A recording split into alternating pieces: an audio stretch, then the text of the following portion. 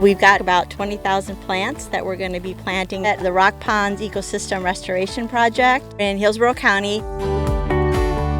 What's exciting today is that we've got folks out here from all over the district that actually have indirectly or even directly helped with this project, either by helping with the financing or with purchase orders, with land management. My name is Jacqueline Bilalo, and I'm the invasive plant management biologist.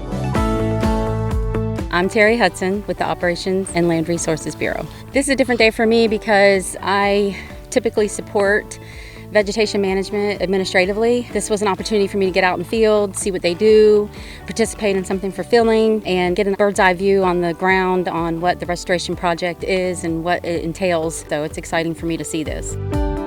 Chad Hughes, Senior Land Use Specialist. Normally I deal with security issues on district lands. It's good to learn why we purchased this property. It's a little different than what I normally do, and it just feels good to be able to help, other groups with what they need to do as well.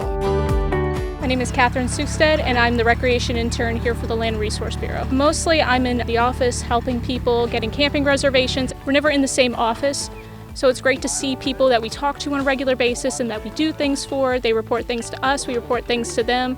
So it's better to get a hands-on view of who you're really working with. I'm Garrett Snyder, and I'm the Vegetation Management Section Manager. Everyone that's out here supports the work we do in one way or another, and a lot of times they don't get the opportunity to actually see the properties and the water bodies and the places where we work and kind of see the fruits of their labors. This is really cool. For a lot of folks, this is a way for them to actually see what they're doing and how important it is for the big picture of what the district does.